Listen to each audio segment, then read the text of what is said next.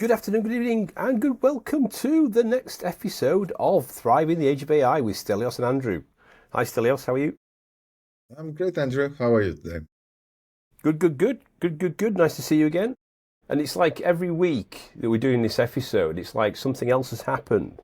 I Hmm. know I know you're a numbers guy. I know you like numbers because you're a data scientist and obviously written books about it. So That's you got true. you got some.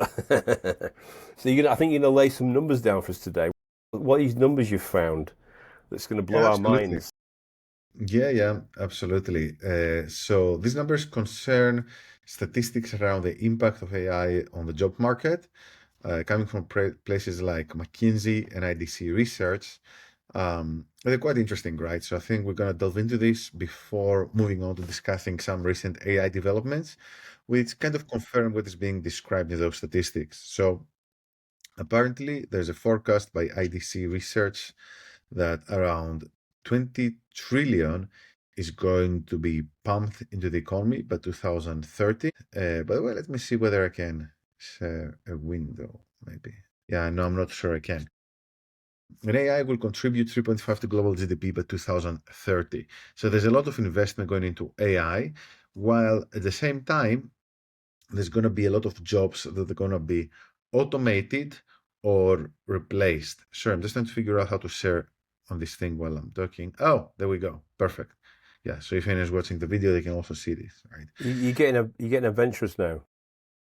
Sorry? You're getting adventurous. Yeah, absolutely. No, because there's so many stats here, and I'm like, it's probably best if we lay them all out. You can see that 23% of current jobs are expected to change by 2017.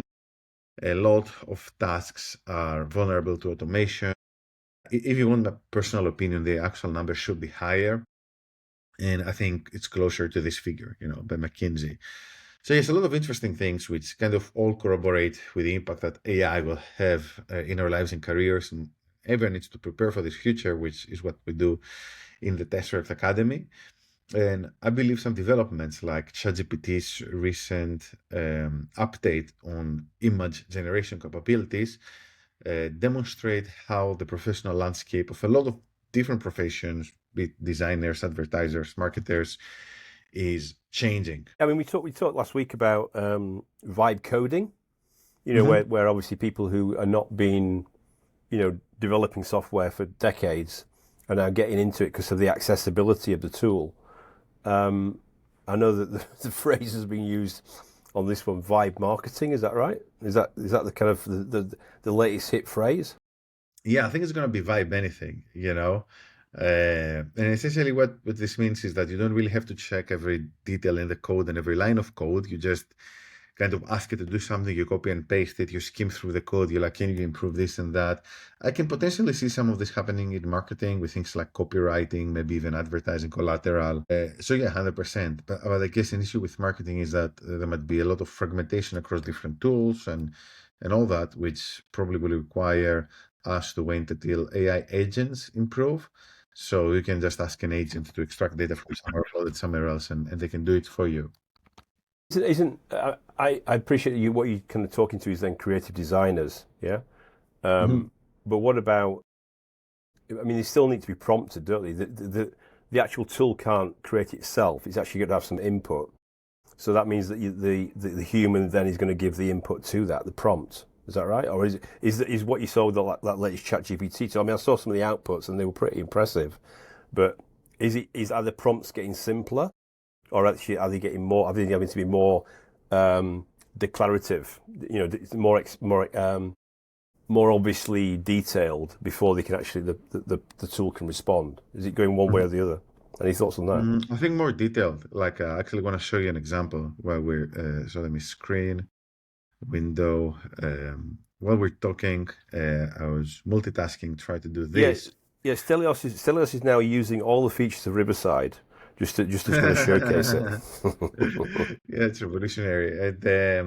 So you can see that the ChatGPT has also become good in asking feedback.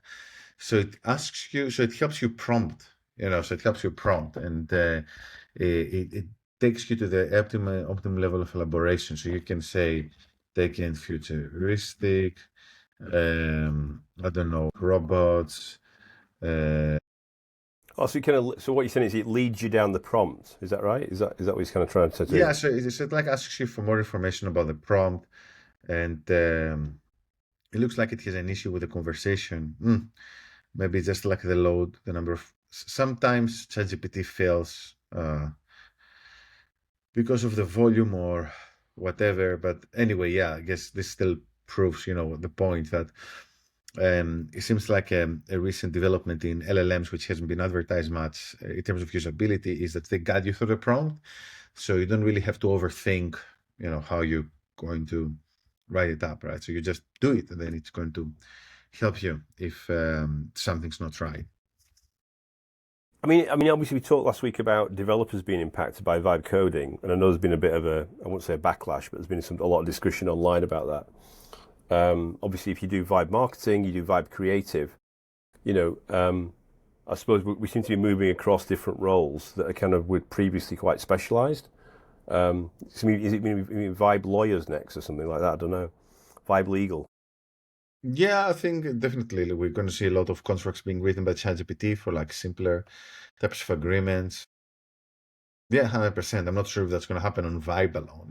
You definitely need a human to go through the whole thing. But yeah, it's going to be seeing more of that. I guess. It's changing the relationship, I suppose, between the machine and the human, though, isn't it? I suppose Yeah, you could say it's either giving you a leg up, or if you view it in a negative sense, it's kind of like it's a threat. yeah, Um, and I suppose if you look at that then from what you're doing at the Tesseract Academy, what are you seeing from a curriculum point of view? What are you seeing? Is it because people have just got such a low base of skills and knowledge that actually just having some AI awareness and AI tool capability is that like gives them quite a big leg up and understanding? What's your kind of feedback have you seen on that?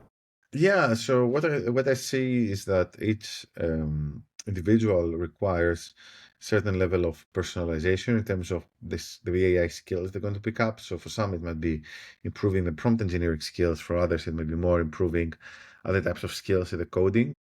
I definitely think that AI lowers the barriers to entry for everyone involved. So that's one thing that's really, really positive. But actually, part of the work we do is coming up with this personalized roadmap. So I cannot understate the importance of this approach, because even if AI lowers the barriers to entry to many different things, from marketing skills like copywriting all the way to coding, this also creates more opportunity, hence more confusion. Oh, I can't hear you. Andy, you're on mute. Yeah, I suppose what we should. Okay, thanks for that. I think what we should also do is, given it's actually the week of April Fools, we should talk about AI and April Fools. I wonder how many AIs are going to be playing April Fools jokes on our humans out there. What do you think on that? Yeah, good question. I saw an interesting one saying a news story, fake news, obviously, saying that Elon Musk bought Instagram. I'm not buying this. But that was one that was quite believable. And that's the only really that stands out. I can't think of anything else. I don't know if you have any good examples. Well, I don't know. I mean, it's there's a few on the internet. There's kind of placing marbles, put marbles in a hand soap dispenser, putting googly eyes on someone's computer mouse so it won't work. Place a pair of pants and shoes in Easter egg foils. Put food colouring in the mailbox. Glue all the eggs in the hubcaps of someone's computer. Put a glow stick in a toilet paper into the toe of your kid's shoe. That's quite a wild one. Take the doorknob off your kid's shoes.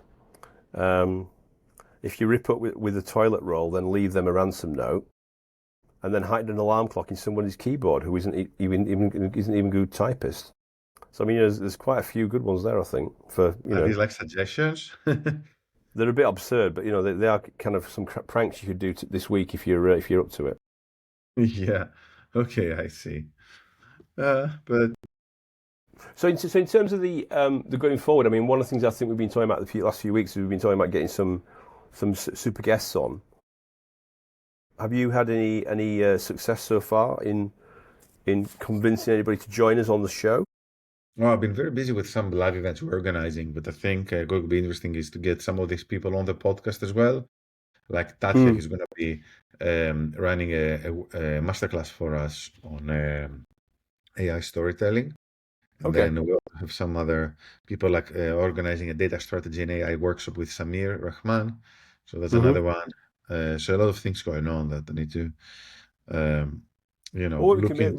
maybe do is bring Tatya and Samir on for a short Yeah, chat about what they're going to be doing with those sessions, to yeah, yeah. help That's a inform good and kind idea. of explain what the scope of it is and help people understand before they sign up for it. Yeah, yeah, yeah. I agree. That's a good idea.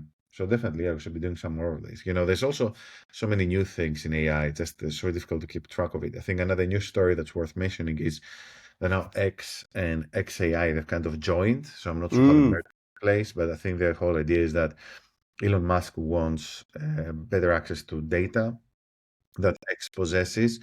So I guess that's really the end play there. I think XAI acquired X, isn't it? I think I that's what think happened. so. I think so. So I suppose I know that there was an announcement a while ago about X money. So they're effectively going full circle with what he originally, incubated before he It was did his original PayPal. vision, correct? Yeah, with Peter Thiel. So if that happens, then I presume they'll be providing like a neobank capability globally from X.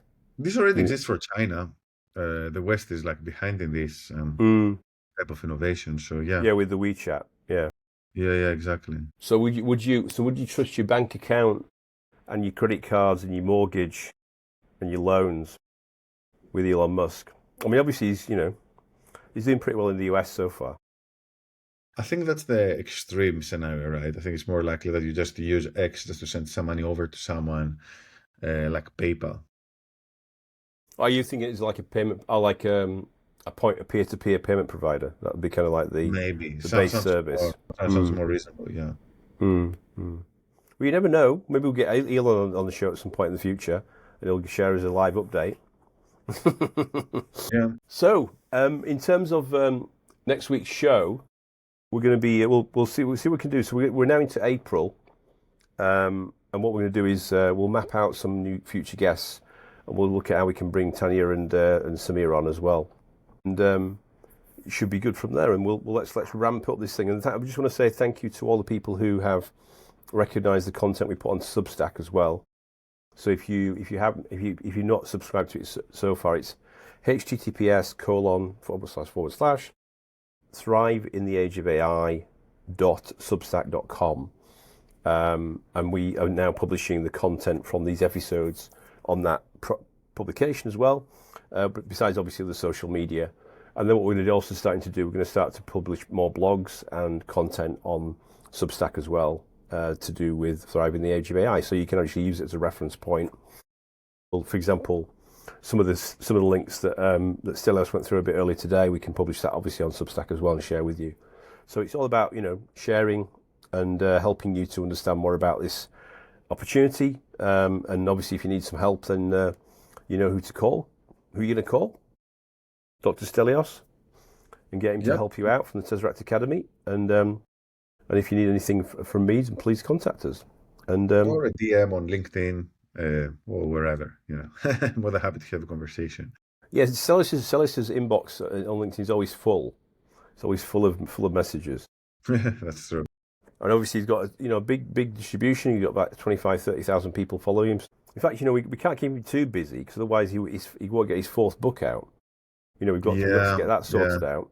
That's quite a lot of work. Yeah. Oof. What's the topic going to be? Do you know yet, or are you still Probably the working on that? future of work in AI. Okay, that's a good one. Yeah. That's a good one, nice. Pretty much what Very we discussed timely, very yesterday. relevant. Yeah, 100%. Basically, this rate, as we move through all these different functions and these roles, we'll all be sat there with our feet up. We won't have anything to do. Yeah, quite a lot. Actually, I'm thinking whether it would make sense to turn some of the things we're discussing here into a chapter, to be honest with you, because the book is meant to be written by midsummer. So I think that it might actually make for interesting reading, if it's all discussed with my co-author. Yeah, I don't mind. It's one way of getting our name out, isn't it? Yeah, yeah. Because also that's a problem I had with other books, So I was writing a book which also contained some things about blockchain and crypto, and Mm. things are changing so fast that by the time you finish one chapter, maybe there's new developments, you know. Yeah.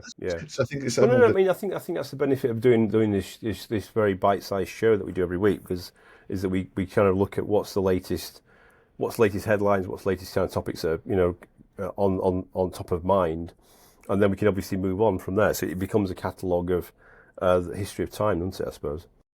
yeah, Well, yeah, we'll yeah, have to get some swag sorted out as well. All you audience out there. Maybe you'll be wearing your thriving the age of AI, caps, hoodies. Who knows what we could do? We could have a swag store, Stelios. yeah. That's a good idea. You can have t-shirts and caps. Yeah, And then we can get, ChatGPT or Claude to design them, so it's all sorted. that's probably easy, like with the current image generation capabilities. Well, memes. Apparently, memes are going to get a lot better now, so that I'm very happy about that, because we've been doing a lot of memes at Praxi recently, and we're doing a few little events, which has been quite good fun. So if you've not been seeing those memes, we're actually considering creating a meme museum for some of the ones we've been doing at Praxi. Just a bit of a kind of a fun time. Yeah, Anyway, thank you for coming on the show today, Mr. Stelios. I know you're a busy boy, or Dr. yeah, Stelios. And thanks for joining us from where you are in your armchair, or in the gym, or listening to us on your Spotify account.